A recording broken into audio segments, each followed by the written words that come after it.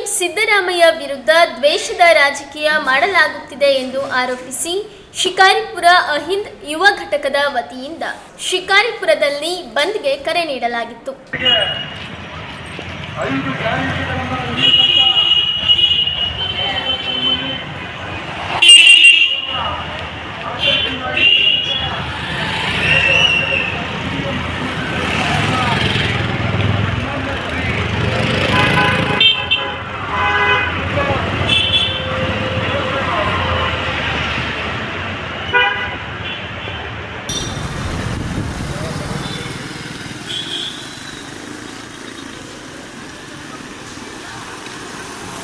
ಶಿಕಾರಿಪುರ ಬಂದ್ಗೆ ಭಾಗಶಃ ಪ್ರತಿಕ್ರಿಯೆ ದೊರೆತಿದ್ದು, ಅಹಿಂದ್ ಯುವ ಘಟಕ ನಗರ ಅಧ್ಯಕ್ಷ ಮಾಂತೇಶ್ ನೇತೃತ್ವದಲ್ಲಿ ಶಿಕಾರಿಪುರವನ್ನ ಬಂದ್ ಮಾಡಲಾಗಿತ್ತು.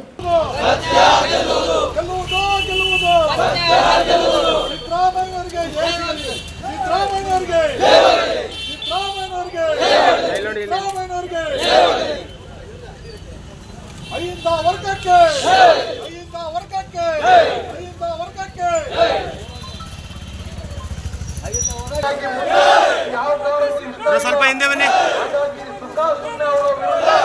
ನೀವು ಪಿತೂರಿಯನ್ನ ಮಾಡಿ ಅವ್ರಿಗೆ ಡಿಸ್ಟರ್ಬ್ ಮಾಡ್ತಕ್ಕಂಥ ಒಂದು ಕೆಲಸವನ್ನ ಈ ರಾಜ್ಯದಲ್ಲಿ ಮಾಡ್ತಾ ಇದ್ದೀರಿ.